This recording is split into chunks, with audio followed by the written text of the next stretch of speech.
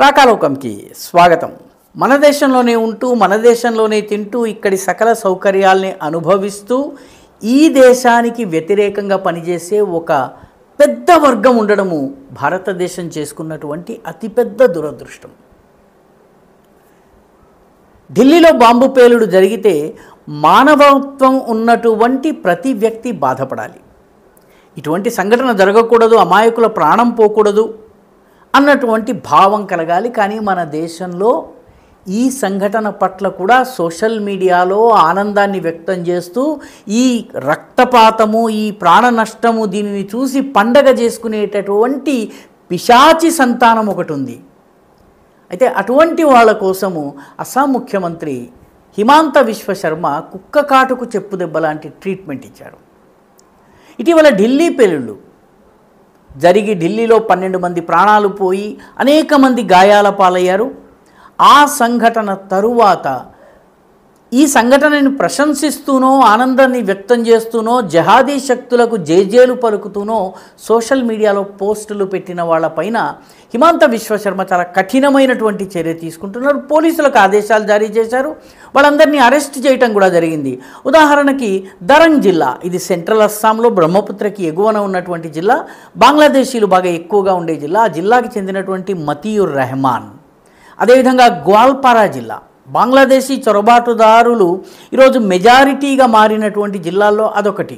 హసన్ అలీ మండల్, ఇతని పేరులోనే ఇతను బంగ్లాదేశీ చొరబాటుదారుడు అన్నది, ఆ మూలానికి చెందినవాడన్నది అర్థమవుతుంది.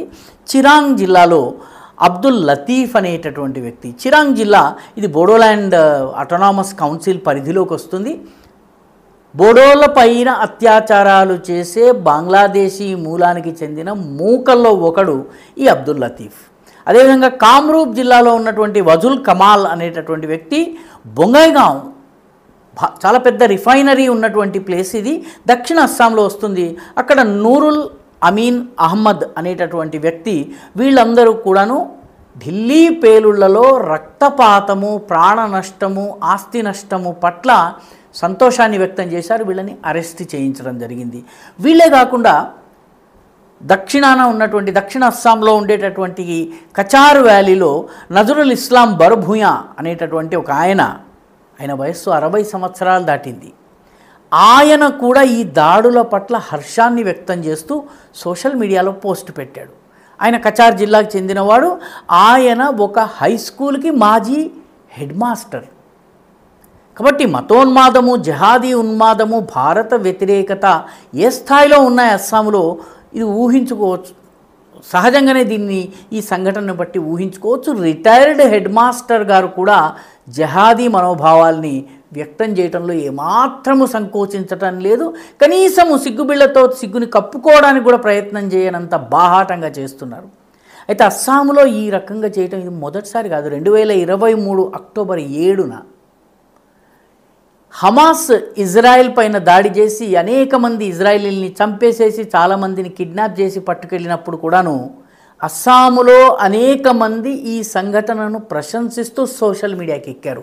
వాళ్ళపైన కూడాను హిమాంత విశ్వ శర్మ ప్రభుత్వము చాలా గట్టి చర్యలు తీసుకుంది. వాళ్ళందరూ కూడాను ప్రస్తుతం జైళ్లలో ఉన్నారు, వేర్వేరు కేసుల్లో. అదేవిధంగా చాలామంది క్షమాపణలు చెప్పి బయటకు వచ్చారు. మిగతా మంది ఇప్పటికీ కూడాను జైళ్లలో కేసులు ఫైట్ చేస్తూ ఉన్నారు. బెయిల్ మీద వచ్చిన వాళ్ళు కూడా రెగ్యులర్గా కోర్టు చుట్టూ చక్కర్లు కొట్టాల్సినటువంటి పరిస్థితి వచ్చింది. ఇప్పుడు తాజాగా ఢిల్లీలో జరిగిన సంఘటన పైన ఎవరైతే హర్షం వ్యక్తం చేశారో వాళ్లకు కూడాను ఇదే జరగబోతోంది. నిజానికి మన దేశంలో ఈ దురదృష్టకరమైనటువంటి ధోరణి కేవలం అస్సాం అనే కాదు, మిగతా చోట్ల కూడా ఉంది.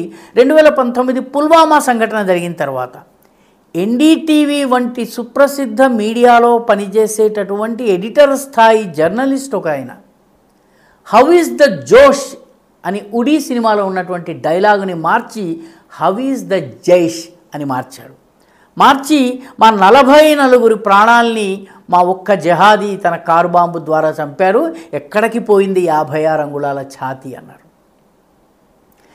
ఇటువంటి వాళ్ళకి హిమాంత విశ్వ శర్మే సరైనటువంటి మందు.